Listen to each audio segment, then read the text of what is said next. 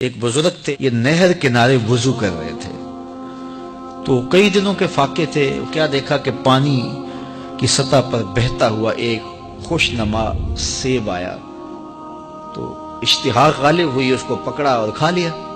جب کھا چکے تو پھر خیال آیا یہ تو میرا تھا ہی نہیں، یہ تو مال لقطہ تھا، تو میں نے اس کو کھا لیا، اب اس کا مالک کیسے ملے؟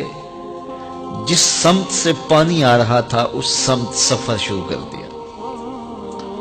کئی دنوں کی مسافت کے بعد دیکھا کہ ایک باغ ہے جس کی شاخیں اس پانی کی طرف لٹک رہی ہیں۔ سمجھ گئے کہ یہیں سے گرا ہوگا اور میں نے کھا لیا۔ خیر باغ میں پہنچے، مالک سے ملے، کہا کہ یوں میں نے ایک سیب کھا لیا ہے اور میرا غالب گمان یہ ہے کہ اس باغ کا وہ سیب تھا، تو میں معافی مانگنے آیا ہوں، یا پھر بتائیں کہ اس کا ہرجانہ کیا ہوگا۔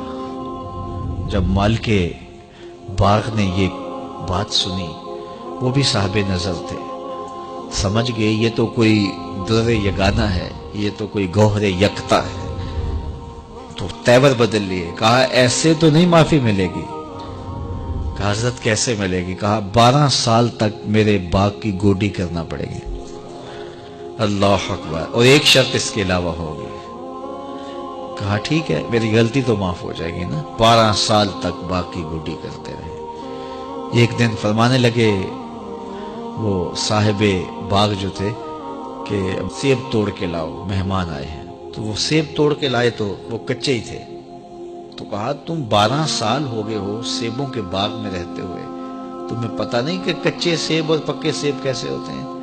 کہا حضرت مجھ سے قسم لے لیجئے 12 سال میں ایک دفعہ بھی نظر اٹھا کے سیبوں کی جانب نہیں دیکھا۔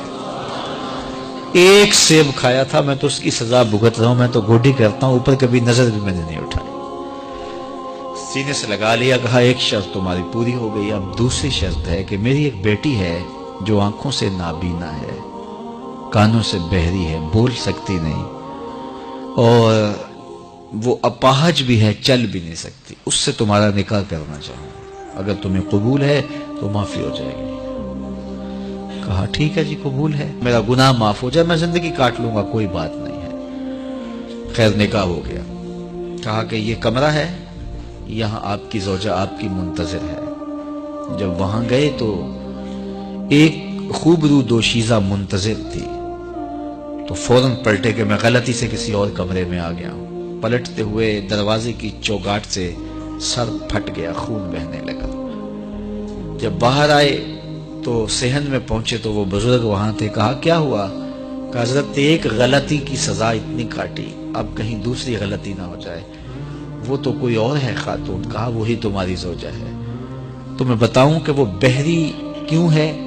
آج تک اس نے غیر محرم کی آواز نہیں سنی۔ تو میں بتاؤں کہ وہ بول کیوں نہیں سکتی؟ آج تک اس نے غیر محرم سے کلام نہیں کیا۔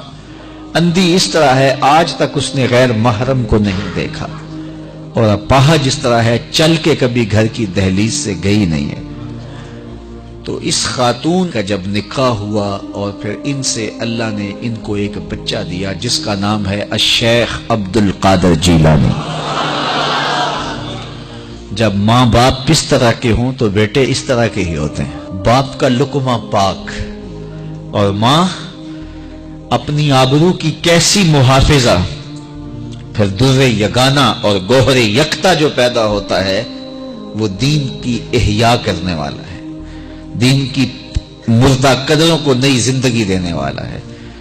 حضرت ملا علی قاری لکھتے ہیں کہ حضور غوث اعظم جب مجلس واعظ کرنے بیٹھتے تو 70 ہزار کا اجتماع آپ کے مجمع میں ہوتا، اور عمومی طور پہ اللہ کی رحمتوں کے حوالے سے بات کرتے، اور جس دن آپ اللہ کے قہر، غضب اور جلال کی بات کرتے کئی جنازے اٹھتے۔